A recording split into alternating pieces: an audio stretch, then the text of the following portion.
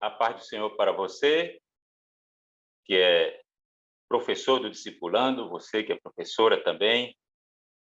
Quem vos fala é o professor Eli. Eu estou aqui com os meus amigos, o presbítero Raul Soares e o professor Douglas Nilson, para mais uma vez compartilharmos um aprendizado importante e estará marcando, né, mais um trimestre para os nossos novos convertidos.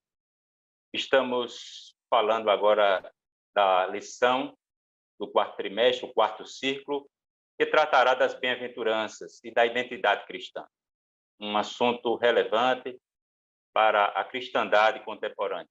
E, meus queridos, como já temos falado desse projeto, né, que se trata de uma gravação, de uma produção, uma realização do Departamento de Ensino e Educação Cristã, o DENEC, da nossa igreja, Assembleia de Deus, a igreja que é presidida pelo pastor Martim Alves da Silva. E agora, já nas considerações iniciais, quero chamar a nossa equipe aqui, nossa mesa, que tanto nos prestigia. Nossos professores aqui, Douglas Nilson e o presbítero Raul Soares. O tema de hoje, meus queridos, é lição número 1, quarto ciclo da revista Discipulando, Bem-aventuranças. Professor Douglas Nilson, será que nós poderíamos dizer que o bem-aventurado, o abençoado, o bendito, a bem-aventurança ela se limita ou se reduz à felicidade, professor Douglas Nilson? Pai do Senhor, professor Eli, Pai do Senhor, irmão Raul, presbítero Raul, é um prazer estarmos iniciando uma nova jornada e falar desse tema que é muito profundo. Há muitas literaturas escritas sobre o tema e não é esgotada, tamanha complexidade desse sermão de Jesus. Na pergunta que você apresenta ali, a bem-aventurança, ela é muito mais do que uma felicidade nos moldes da felicidade terrena. E veja como isso é interessante. Quando falamos de bem-aventurança, Jesus vem apresentar algo que para aquela cultura era totalmente oposto. Quem é que iria imaginar que ser feliz, ser mais que feliz, seria você chorar, você sofrer por amor a Cristo? Então, Jesus ele inicia o seu ministério, digamos assim, com um sermão que vem confrontar e vem trazer um choque à realidade daqueles que estão lhe seguindo. Porque no contexto de sociedade, ser feliz era ser próspero, era ter as dádivas que associavam-se à boa mão de Deus estendida sobre aquele povo. E agora Jesus vem dizer que feliz no contexto do reino de Deus é sofrer, é chorar, é padecer por amor a Cristo. Então, é algo desafiador para nós, e eu acho interessante, para fechar essa fala introdutória, é que isso não é algo que se consegue. Não é para qualquer pessoa, porque às vezes a gente pode ter uma conduta equivocada, e o professor precisa lidar isso bem, de que as bem-aventuranças é para qualquer pessoa. Eu conheço alguém que ele é muito humilde, muito muito parecido com essas características de Jesus. Só que essas características, ela é exclusivo àquele que nasceu de novo, porque não é algo que depende de mim, de algo que eu venha fazer, mas é algo que o Espírito vem trabalhar na minha vida a partir do momento que eu estou rendido a Cristo. Então, de palavra introdutória ali, eu creio que seria isso. Obrigado, professor Douglas Nilson. Então, nós temos aqui já conversado a respeito da questão da felicidade. A bem-aventurança ela não se limita a esse estado subjetivo de feliz, nem muito menos vem a corresponder com a felicidade nos moldes ou na concepção ou nas convenções mundanas. Presbítero Raul, Jesus ele introduz esse discurso dentro do Sermão do Monte. Tem um elemento aí contracultural que confronta, mas que assim ele não deixava exatamente falando, digamos, nada de novo, né? O Antigo Testamento ele tem algum texto que trata de bem-aventurança. Se trata, assim, digamos, uma absoluta novidade falar sobre bem-aventurança, presbítero Raul? Paz do Senhor, professor. Paz do Senhor. Paz do Senhor, professor Douglas Nilson. É uma alegria estarmos mais uma vez aqui e agora iniciando este quarto ciclo, tratando aqui de um tema desta revista, Portando a Nova Identidade, onde nós temos a oportunidade de meditar na Palavra de Deus e aprender muitas coisas muito caras para todos nós que somos cristãos. E como o senhor perguntou, irmão Douglas, ou irmão Eli, se o Antigo Testamento, se é possível encontrar essas bem-aventuranças no Antigo Testamento. E a resposta é sim, afirmativa, tendo em vista que a lei do Senhor ela não muda. Os homens, interpretando a palavra de Deus, a lei, se distanciaram do espírito dela, que é o Espírito Santo da lei. E Jesus nada mais faz do que interpretar a lei, ou seja, o Antigo Testamento, à luz do Espírito, da própria lei. E aí ele traz esse sermão, que é conhecido como o Sermão do Monte, mas não é nada novo, mas, infelizmente, impactou a sociedade da época, porque, em que pese eles terem, pelo menos, noção do que do que se exigia lá na lei, eles se distanciaram por livre e espontânea vontade para atender interesses próprios, interesses particulares, desvencilhados da vontade de Deus. E aí eles até se chocaram, possivelmente, quando Jesus ele vai expor da maneira que expôs. Mas Jesus apenas estava dizendo assim, olha, a palavra de Deus, ela é dessa maneira, ela é pura. E bem-aventurado, quando Jesus abre a boca, né? A Bíblia diz que ele abriu a boca. O texto é bem interessante, porque eles, abrindo a boca, os ensinava dizendo. E ele começa a elencar um conjunto de bem-aventuranças, que nós vamos ter a oportunidade de ver mais à frente, e chama a atenção já de início esse termo, onde Jesus diz bem-aventurado. Como falou bem aí o professor Douglas Nilson, é muito mais do que felicidade. É bem verdade que algumas pessoas traduz essa bem-aventurança como felicidade, mas é totalmente diferente. A felicidade é uma emoção passageira. A bem-aventurança, ela é duradoura. Porque até eu fiz aqui um conceito do que é bem-aventurado. Claro que é o meu conceito, né, mas baseado aqui nos estudos da palavra de Deus, mas aqui para servir de repente para alguém meditar e a partir daí desenvolver o estudo. Bem-aventurado significa contentamento profundo da alma. Primeiro ponto, contentamento profundo da alma, fundamentado na fé em Deus e na viva esperança de que em breve Deus estabelecerá no novo céu e nova terra. E é lógico que esse conceito ele pode ser desmembrado e aí vai envolver toda a palavra de Deus, mas o núcleo é bem-aventurado. Quem é bem-aventurado? É um contentamento da alma, profundo, e esse contentamento fundamentado na fé em Deus e na viva esperança, porque a fé e a esperança são coisas distintas, mas que andam juntas. Então, fundamentado na fé em Deus e na viva esperança de que Deus, em breve, vai mudar a situação. Aquela situação de pesar, de sofrimento, porque Jesus falou aqui, bem-aventurados são os que choram, né? Bem-aventurados os que são perseguidos. Ora, só situação de dificuldade. É bem verdade que a gente chora também de alegria, mas não é nesse contexto. Aqui, quem lê, percebe claramente que não é nesse contexto que Jesus está falando de chorar. Chorar aqui de dor mesmo, porque está sendo maltratado, perseguido. Então, a esperança de que, obedecendo a Deus, e isso é um contentamento, ele em breve vai mudar a situação e há uma recompensa para aqueles que seguirem estes ensinamentos de Jesus, que é a palavra de Deus.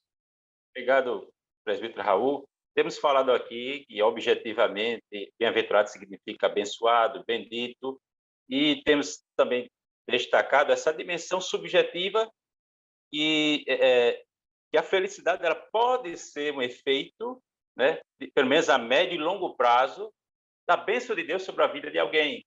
E que o tema da bem-aventurança não é algo assim, ou seja, que se trata de um assunto, de uma lição reiterada, que já vem do Antigo Testamento, que já decorre de outros ensinamentos. E uma pergunta que eu gostaria de fazer aqui ao professor Douglas Nilson é se o que Jesus passou a tratar com essas bem-aventuranças e no contexto geral do Sermão do Monte, que é o assunto deste quarto ciclo, se teria alguma coisa a ver com utopia, ou seja, digamos, um padrão, digamos, inatingível, irrealístico, né, para a experiência do crente. Por um lado, uma utopia, ou seja, algo que não tem lugar na realidade.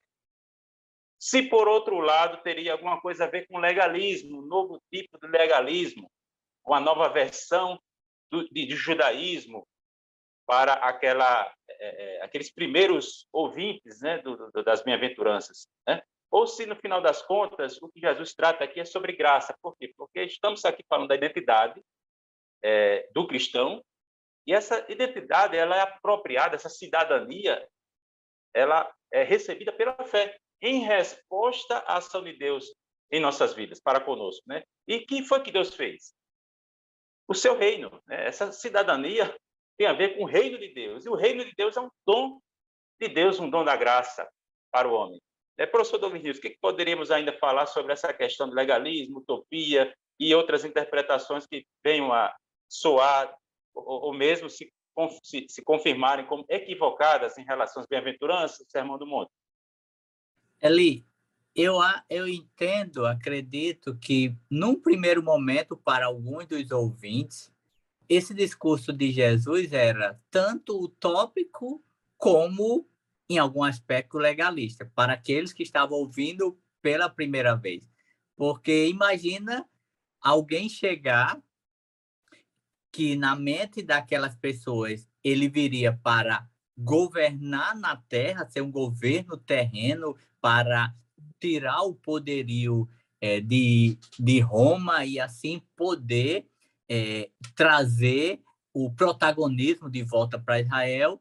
Então, na mente daquele povo que imaginava um rei como Davi, alguém chegar e dizer assim: bem-aventurados que choram, bem-aventurados os mansos, bem-aventurados que têm fome e sede de justiça. Isso é totalmente utópico. Como também pode ser visto, por outro lado, como algo legalista. Esse homem agora quer trazer algo que não tem a ver com a nossa vivência. Mas eu entendo que o que Jesus queria e ainda quer até o dia de hoje é apresentar o que Deus, o que a graça de Deus pode fazer na vida daquele que o segue. E isso está ligado ao seu caráter, à sua nova identidade.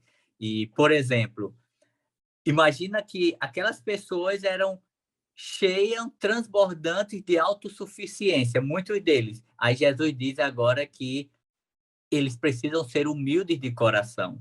Alguns que eram totalmente indiferentes, e agora Jesus diz que eles têm que ter sensibilidade espiritual. Alguns que eram extravasados em arrogância e orgulho, precisavam ser mansos. Alguns que estavam afundados no seu comodismo, agora precisava dedicar-se, ter fome e sede pelas coisas espirituais. Alguns que estavam em excesso de egoísmo, agora precisavam exercer misericórdia, pensar no outro. Alguns que tinham malícia em suas vivências, precisava ter um coração puro.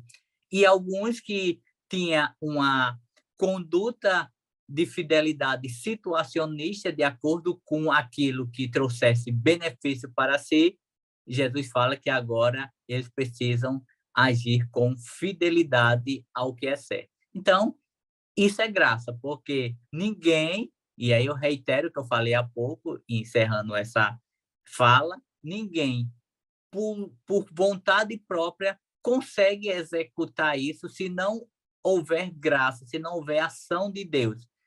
Porque não é algo que eu acordo numa segunda-feira ou no domingo de manhã, vou para uma aula na escola dominical e já chego em casa com tudo isso na ponta da língua. Isso precisa de rendição a Cristo, confissão, tratamento e humilhação, quebrantamento para poder viver isso em uma trajetória que está totalmente ligada à santificação do crente. Obrigado, professor Douglas Nilson. Temos falado sobre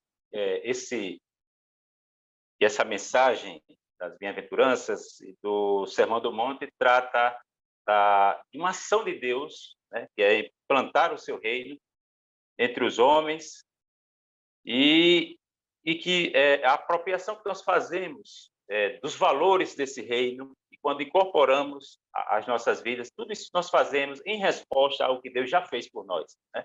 Por exemplo, eu vou ser pacificador para ser salvo, né? Porque eu já sou salvo, né?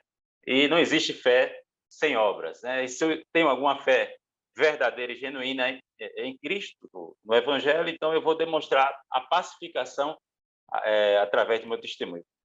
Presbítero Raul, só mais um questionamento.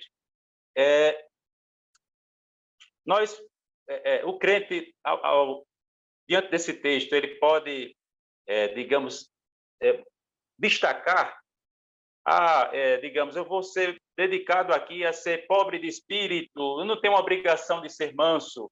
Algum crente poderia, digamos, se sentir assim, no direito de se sentir desobrigado a, por exemplo, ser limpo de coração? Não, eu já sou misericordioso, né? Já sou misericordioso, já sou pacificador, então eu não tenho obrigação de ser limpo de coração. Ou seja, esse conjunto de bem-aventuranças, elas estariam tratando ou resumindo o perfil do cristão, do próprio cristão, e não de uns cristãos e de outros não, mas de todo cristão, né? Seria esse o ponto. E, é claro, todas essas bem-aventuranças estão bem concretizadas no exemplo que Jesus nos legou. Professor Raul, o crente poderia se sentir assim, digamos, isento da obrigação, por exemplo, de ser perseguido? Não, isso aí fica para alguns cristãos, né? No meu caso, eu só vou me dedicar a ser manso, ou seja, supervalorizar uma bem-aventurança em detrimento das outras, afirmar uma para negar outra. É possível isso? O texto ele dá esse tipo de margem de interpretação, pastor Raul? Professor Eli, é muito boa a sua pergunta, porque essa certamente é a dúvida. Divorciar, né? Divorciar uma bem-aventurança da outra. Exatamente. É uma dúvida que alcança muitas pessoas. Inclusive, eu mesmo, quando era mais novo na fé, eu já cheguei até a suscitar esse tipo de questionamento. Mas, antes de responder objetivamente a sua pergunta, deixe eu fazer a seguinte colocação. Nós estamos tratando, o tema desse trimestre, né, desse quarto ciclo, portando uma nova identidade. E o tema da nossa lição é um novo caráter, a lei do reino de Deus.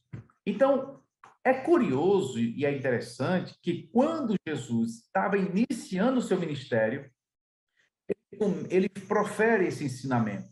Esse ensinamento consiste num dos mais profundos e amplos de Jesus para os cristãos. Então, o que Jesus estava dizendo desde o início? Diz, quem quiser ser cristão, ser meu seguidor, em outras palavras, né? Quem quiser ser meu discípulo, vai ter que colocar isso em prática, porque são essas práticas que vão identificar você como meu seguidor. Porque você, até então, está dissociado da vontade de Deus, está distante da vontade de Deus. Eu vim para resgatar você e trazer de volta.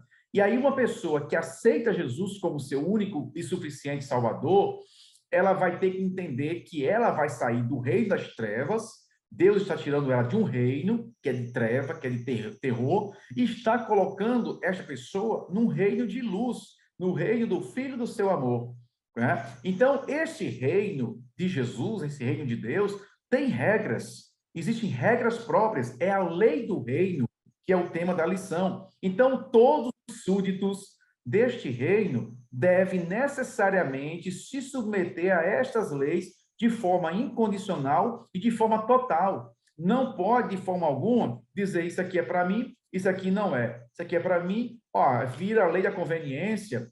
A palavra de Deus, toda ela é pura, toda ela é inspirada, ela é inerrante. Então, todos aqueles que se dizem cristãos têm sim que observar esses ensinamentos, porque são esses ensinamentos que salvam o homem. Foi Jesus quem disse: os meus ensinamentos é quem salva você. Então, você deve praticá-lo.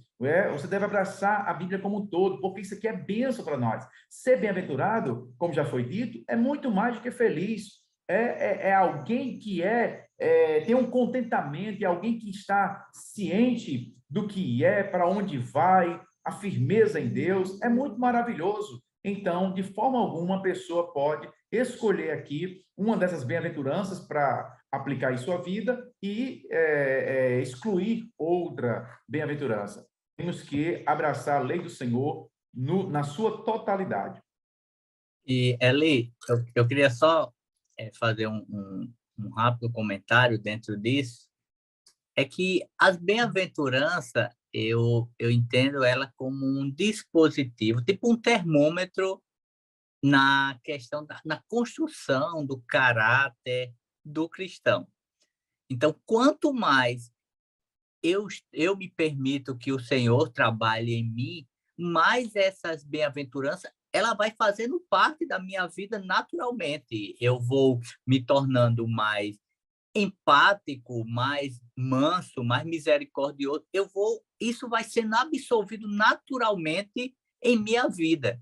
Mas quanto mais resistente eu sou a essa ação do Espírito Santo, mais isso vai se tornando utópico, como você falou. Então, veja que o utópico pode ser até na vida do crente, se ele entender que não precisa esforçar-se nesse processo.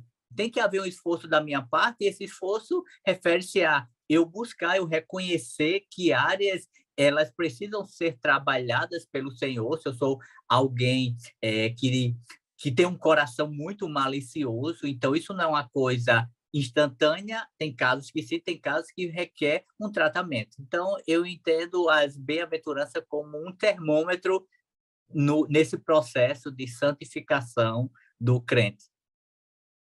Obrigado, professor Douglas. Isso é interessante nós considerarmos esse conjunto, essa coleção de bem-aventuranças, ou de bendições, né? Porque você tem a maldição e a bendição. Você tem o maldito e o bendito, o abençoado e o amaldiçoado.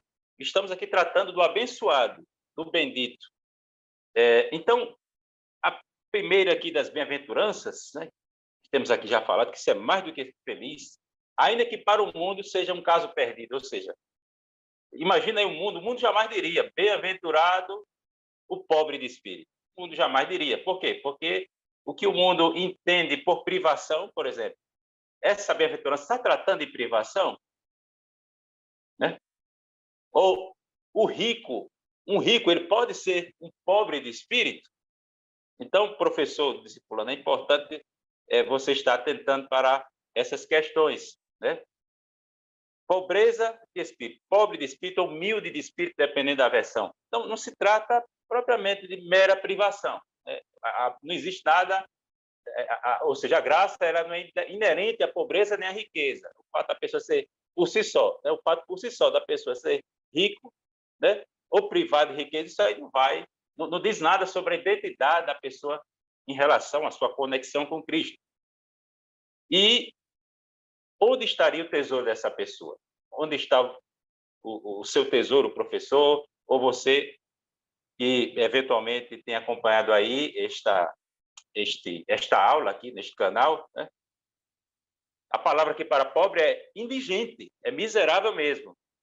Ou seja, você depender de Deus, você simplesmente depender de Deus ao invés de depender de seus próprios méritos, recursos, e você estimar Deus como a sua maior riqueza. Maior riqueza. Presbítero Raul, o que poderíamos ainda complementar, em poucas palavras, em relação a essa bem-aventurança Ou seja, algum orgulhoso ele vai para o céu? O que crítica, né? Que denúncia, o que comportamento está sendo denunciado aqui nessa bem-aventurança e o que mais o senhor poderia acrescentar? O Sermão do Monte, ele vai expressar o desejo de Deus para as nossas vidas. O que vai identificar um cristão quanto mais ele apresentar, ele estiver cumprindo, estiver aqui inserido esses ensinamentos de Cristo, mais ele vai se tornar cristão, mais parecido com Deus, com Jesus, ele vai se tornar. Porque aqui nós estamos falando de fruto, aqui nós estamos falando de ser, de essência. E você percebe que aqui é a essência de fato, porque uma pessoa que é perseguida, ela está sendo, se está sendo perseguida, ela está em situação de fragilidade. Ninguém que está numa situação de fragilidade ostenta, né? Tem confiança em si mesmo. A pessoa está chorando porque está doendo, porque está padecendo alguma coisa, ela está com o semblante desfigurado, porque a pessoa chorando, ela fica mais... uma pessoa sorrindo, ela fica mais bonita, né? Então, veja que aqui é a essência mesmo do cristão. Aqui, esses ensinamentos é o que caracteriza, de fato, o cristão. Estamos falando do fruto, né? Não da aparência, mas daquilo que é essência. E é interessante que tem aqui um texto. Os apóstolos, eles foram presos, os 11, né, já tinha o 12º, né, que já tinha sido escolhido, e eles foram presos e eles foram açoitados. Olha o versículo em Atos, capítulo 5, versículo 41, depois que eles foram açoitados e eles foram soltos, olha o que diz a palavra: retiraram-se, pois, da presença do conselho, regozijando-se de terem sido julgados dignos de padecer afronta pelo nome de Jesus. Veja, eles estavam sofrendo injustiça por causa de Jesus. Tem tudo a ver com o Sermão do Monte, porque Jesus termina o sermão justamente dizendo: bem-aventurado sois vós quando vos perseguires e vos injuriares por minha causa, né? Regozijai, porque é grande o vosso galardão do céu. E o apóstolo Pedro, ele escrevendo a sua primeira epístola, aqui no capítulo de número 4, versículo 12, ele fala assim, ó: amados, não estranheis a ardente prova que vem sobre vós, para vos tentar como se coisa estranha vos acontecesse. E a tentação aqui é prova, é provação, não é tentar de pecar, é provação. Perseguição, dificuldade, angústia, né? Aí ele continua: mas alegrai-vos no fato de serdes participantes das aflições de Cristo, para que também na revelação da sua glória vos regozijeis e alegreis. Se pelo nome de Cristo sois vituperados, bem-aventurados sois, porque sobre vós repousa o Espírito da glória de Deus. Que nenhum de vós padeça como homicida, ou ladrão, ou malfeitor, ou como o que se intromete em negócios alheios. Ou seja, que nenhum de vocês venham padecer, sofrer, porque fizeram algo errado, porque pecaram. Mas, se padece como cristão, não se envergonhe, antes glorifique a Deus nesta parte. Amém? Então, veja que a Bíblia toda, ela vai mostrar que aqueles que querem viver piamente sofrerão, padecerão dificuldades, tribulações. E aí, como eu disse no conceito, contentamento, bem-aventurado é um contentamento profundo da alma, fundamentado na fé em Deus. Na fé, ele está sofrendo porque ele está praticando a justiça, porque ele está cumprindo a palavra de Deus. E na viva esperança de que, em breve, Deus estabelecerá novo céu e nova terra. Ou seja, aquela situação de aflição, aquela situação de choro, dará lugar ao regozijo pleno. Deus mudará toda a história e enxugará dos nossos olhos toda lágrima, como está prometido. Então, as bem-aventuranças, professor Ali, é muito profundo, como já foi dito pelo professor Douglas Nilson, muito já se escreveu e muito se escreverá e não vai se esgotar, porque isso aqui é muito precioso, isso aqui condensa uma sabedoria tremenda, divina, não é sabedoria humana, é sabedoria de Deus. Então, nós temos que pedir a Deus, o Espírito Santo de Deus, que nos ajude a colocar em prática isso aqui, porque é bom para nós, é bom para o cristão. Obrigado, presbítero Raul. Professor Douglas Nilson, temos falado da primeira bem-aventurança, que se trata de pessoas despossuídas de orgulho, né, de autossuficiência, e considerando aqui já a segunda bem-aventurança, alguém pode até chorar por espiritualmente ser pobre, por espiritualmente, digamos, ser, digamos, em absoluto dependente de Deus, professor Douglas Nilson. E também poderíamos, dentro desse contexto, na jornada do cristão, observar também tudo isso, em todo esse processo, a mansidão, né? A mansidão, o que você poderia, professor Douglas Nilson, falar, né, da mansidão, digamos, como até prova, né, uma evidência de que a pessoa, digamos, é pobre de espírito, né? O manso também chora.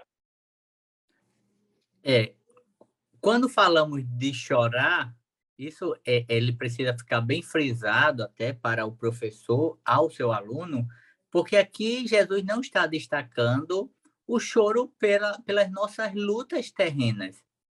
Aqui, esse choro está muito mais ligado a eu chorar a minha pecaminosidade, chorar a minha, lamentar as minhas falhas, os meus pecados e os pecados alheios, os pecados da humanidade, o pecado de um mundo que caminha sem Deus.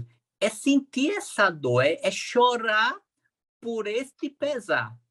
Enquanto que a mansidão, ela está muito relacionada a eu sofrer, muitas vezes, injustiça pelo nome de Cristo, sem guardar ressentimento. Então, é o que o presbítero Raul falou agora há pouco na passagem de Atos. Aqueles apóstolos, eles sofrem injustiça, eles são presos injustamente, mas quando eles saem, eles não saem condenando ou então amaldiçoando aqueles soldados, aqueles governantes. Eles sentem-se honrados porque estão sofrendo pelo nome de Cristo. Isso é mansidão. É você não reivindicar, é você entregar toda a justiça nas mãos de Deus.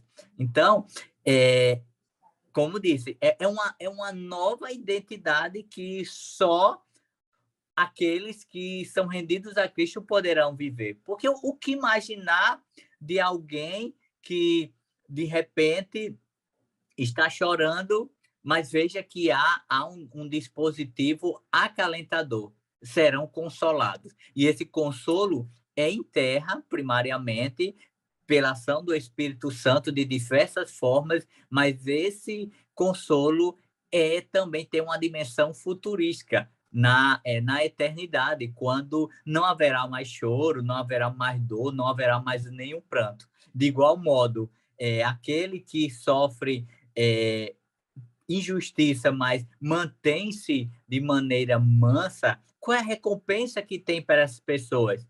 Eles herdarão a terra. Ou seja, todas essas ações, ela tem uma recompensa que tem um olhar presente, mas tem um olhar eterno e irretocável.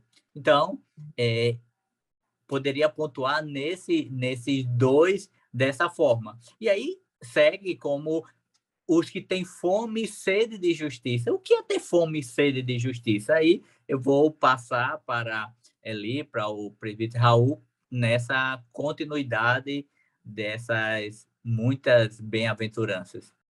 Presbítero Raul, o manso ele não retribui o mal por mal, né?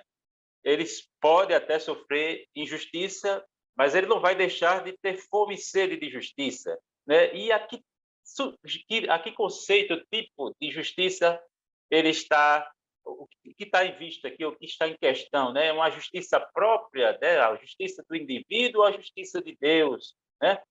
E a justiça tem alguma coisa a ver com a retidão das relações do homem com Deus, ou com o próximo, mas só com Deus mesmo, que ele precisa equilibrar ou estar tudo alinhado, né, em relação a ele, entre ele e Deus.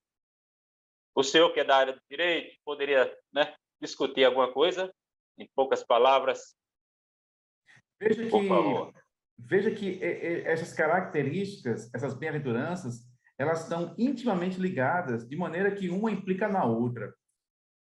Começou, pobre de espírito, ou seja, a pessoa não é autossuficiente, ela vai buscar, ela crê em Deus, ela confia no Senhor, ela não se ensoberbece. Aí vem, ele chora, e como já falou o professor Douglas News, chora reconhecendo o seu estado de pecaminosidade, ou chorar mesmo porque está sendo perseguido, né, pelas aflições da vida.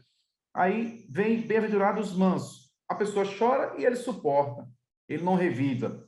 Aí ele se sente injustiçado, ou mesmo é injustiçado, porque aqueles que quiserem viver piamente padecerão perseguições.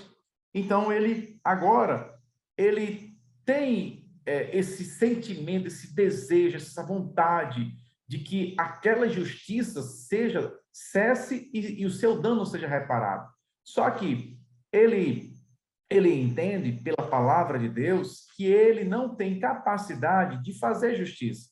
Porque, como diz o apóstolo Tiago, na sua primeira epístola, né, só tem uma, a ira do homem não opera a justiça de Deus. Então, o que ele faz? Ele entrega a Deus e ele confia. Mais uma vez, o elemento fé e o elemento esperança. A fé para continuar fazendo aquilo que a palavra de Deus ensina e a esperança de que o próprio Deus vai resolver essa situação para a pessoa. Então, ser cristão é mudar totalmente, é mudar 180 graus a sua maneira de pensar, a sua maneira de agir. Alguns sentem mais, outros menos, mas todos têm que mudar. Por quê? Como eu já disse, Jesus, quando começou o seu ministério, ele foi logo dizendo, aqui, ó, divisor de águas é isso aqui. Quem anda no reino do mundo, anda com esse pensamento aqui. Me bateu, vou bater também. Me feriu, vou ferir também. Como já falou no início aqui a introdução, o professor Douglas Nilson, que havia aquele sentimento de empunhar uma espada, de se insurgir contra o Império Romano, libertar Israel. E aí Jesus vem trazendo o rei, aquele que eles achavam que era o rei, o Messias, vem trazendo esse discurso que vai de encontro, não ao encontro, mas vai confrontar o interesse que eles estavam nutrindo.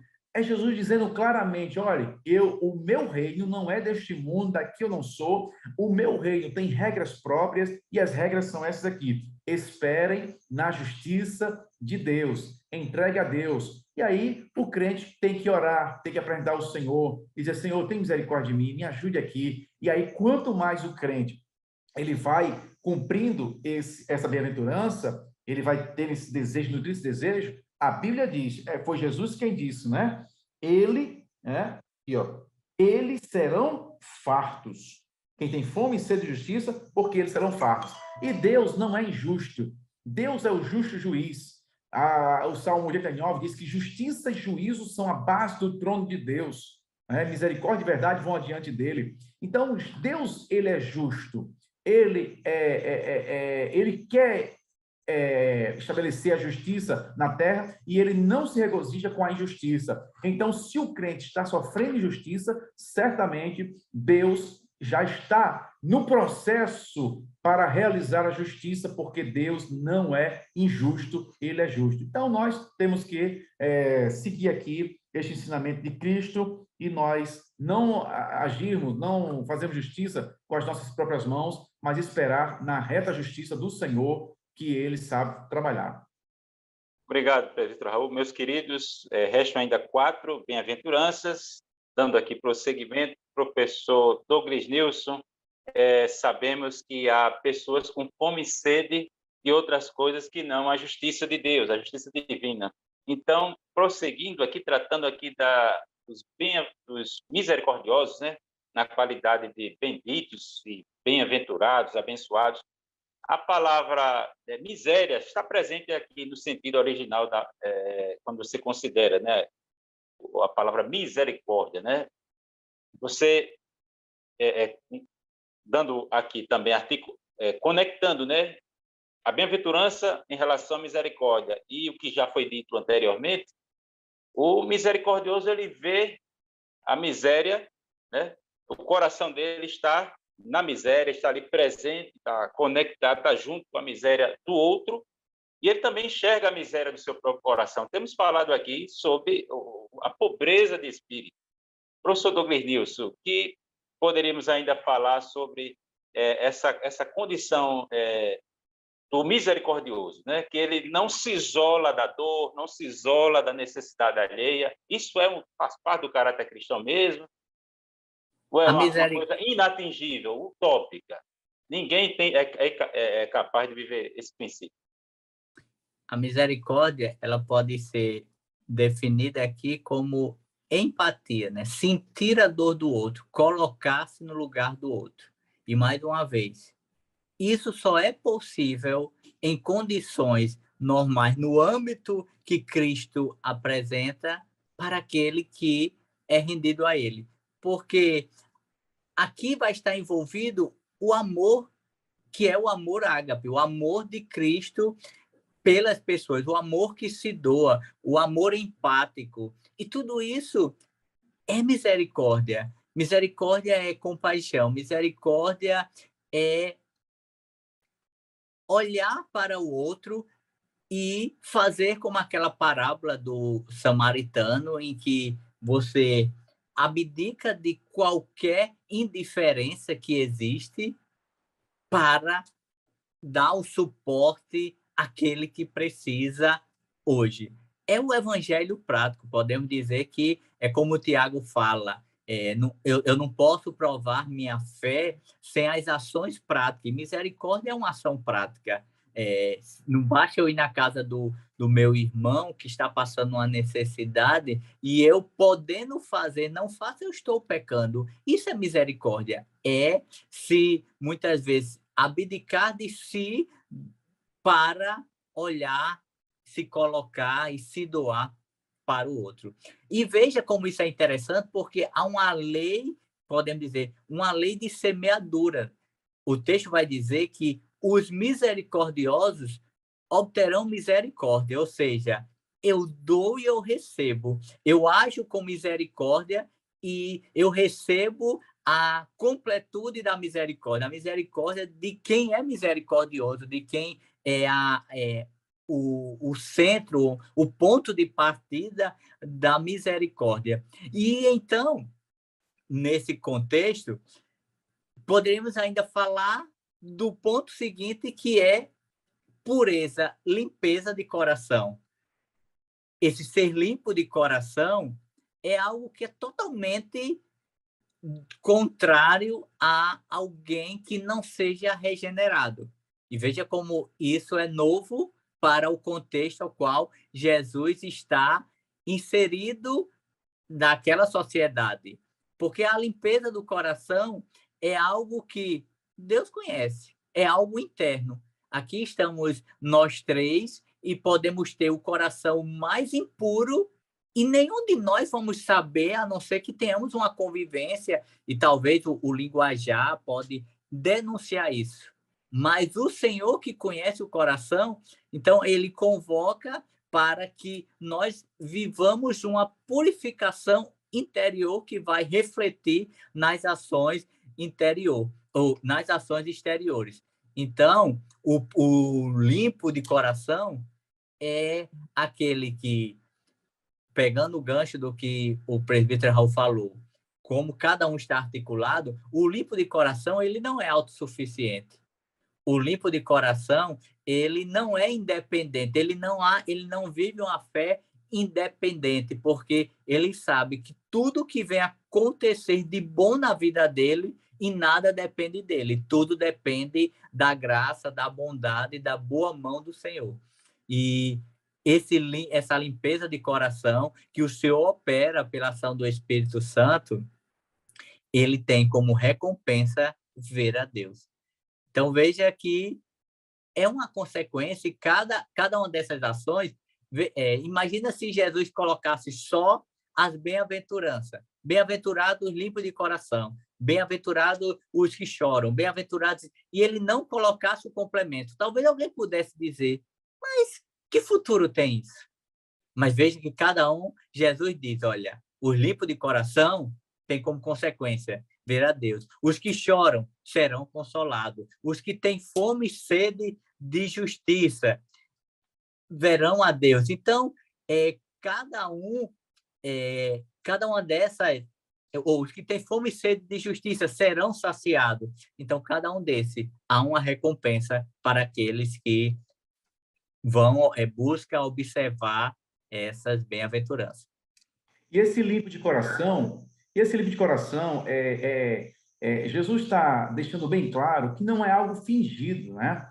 Porque limpo de coração é alguém que é autêntico, alguém que é sincero, porque senão colocará a perder as bem-aventuranças. Jesus não quer uma pessoa fingida, porque uma pessoa fingida, uma pessoa dissimulada, ela só está esperando a oportunidade para revidar. Aí coloca abaixo, põe por terra tudo aquilo que já vem sendo ensinado por Cristo. E a outra bem-aventurança, que são os pacificadores. Então, exato.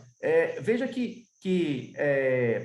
por isso que os limpos de coração verão ao Senhor, porque são pessoas que são misericordiosas, elas praticam misericórdia para se parecer com Deus, porque Deus deu o exemplo, Jesus já nos deixou o exemplo, Deus prova o seu amor para conosco, que Cristo morreu por nós, sendo nós ainda pecadores, Romanos 5:8.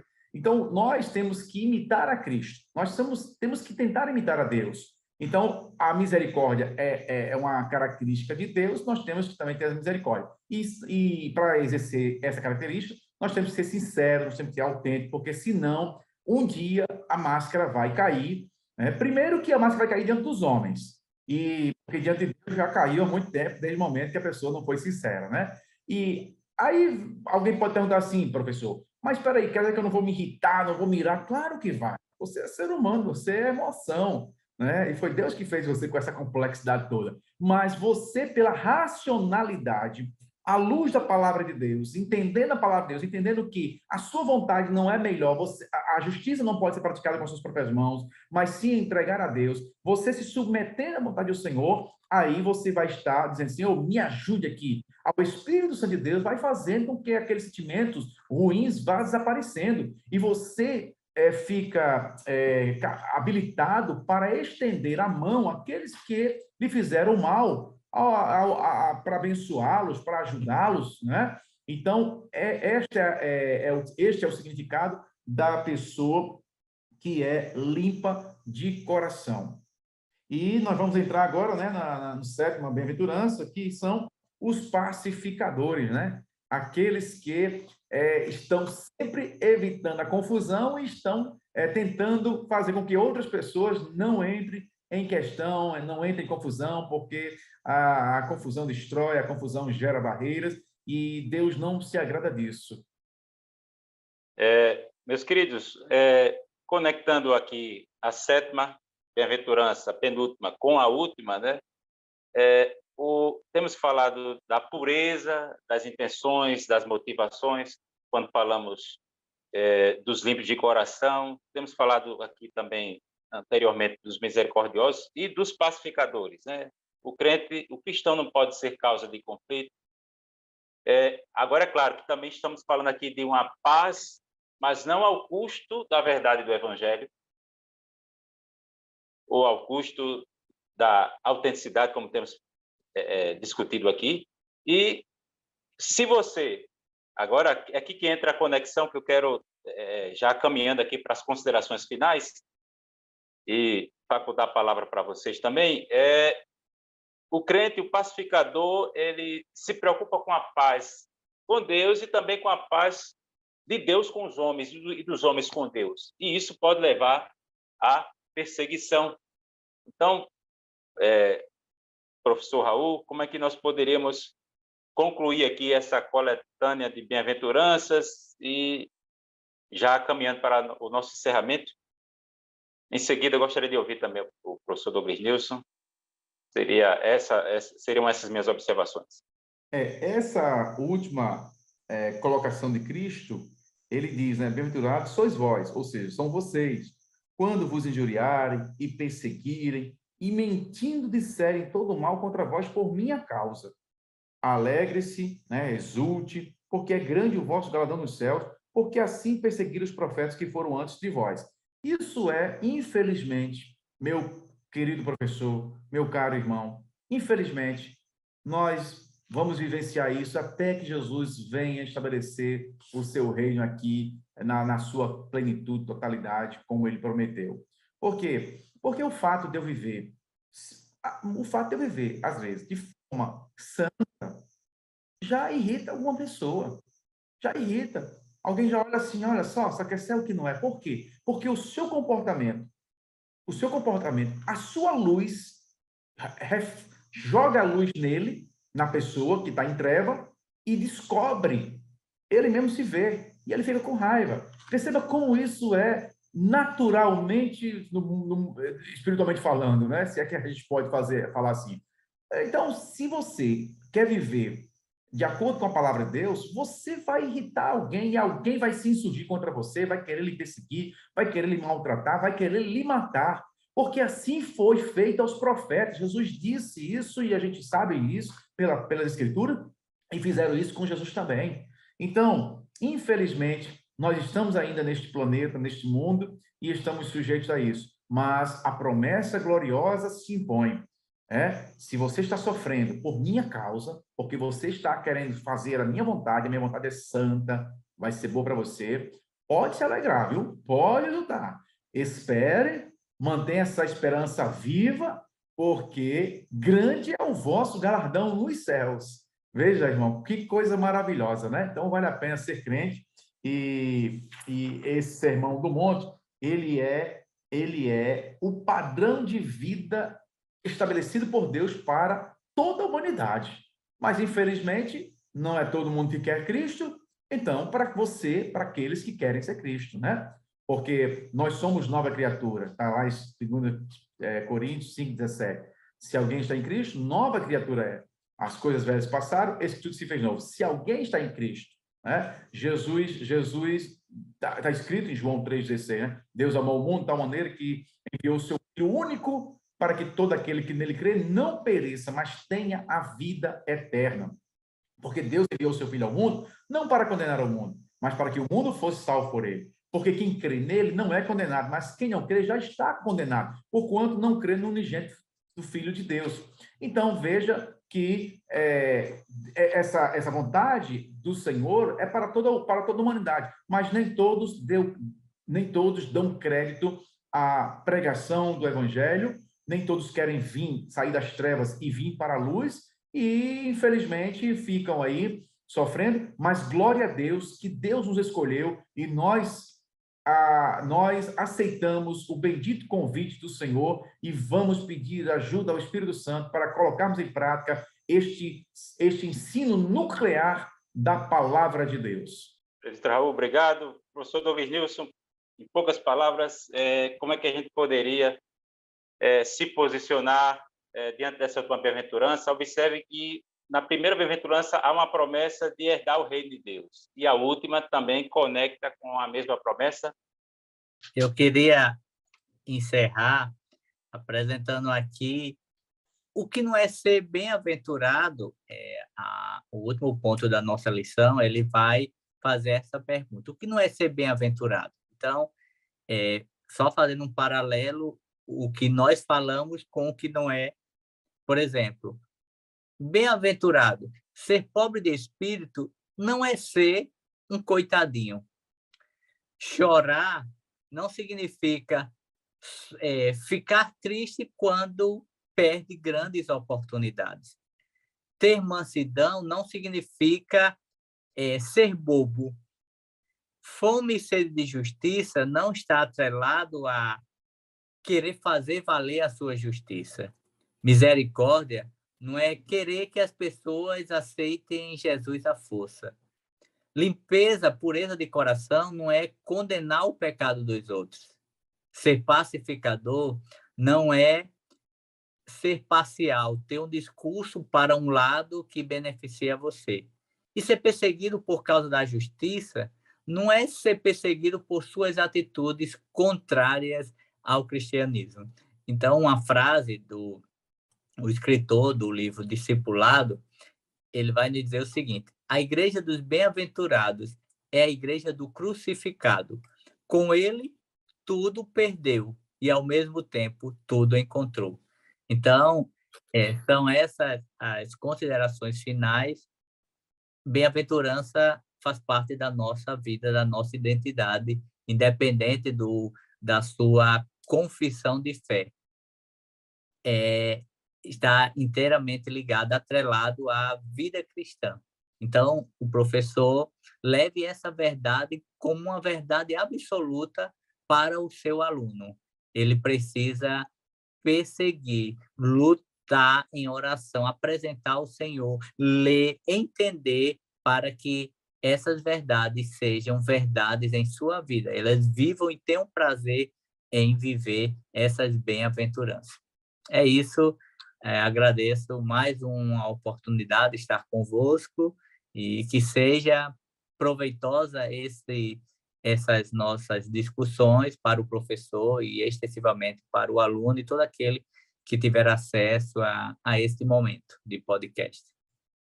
Obrigado, professor Douglas Nilson. E para você, professor discipulando, obrigado pela atenção, pela consideração, por nos acompanhar até aqui. Recomendo que você se inscreva no nosso canal, ative o sininho, acompanhe também os demais podcasts gravados naquele canal. A Deus a nossa gratidão por mais aquele estudo, né? E estivemos aqui debruçados sobre mais um assunto da lição. E ao nosso pastor Martinho, ao pastor Rinaldo, a nossa confiança. Paz do Senhor para todos. Paz do Senhor. Paz do Senhor.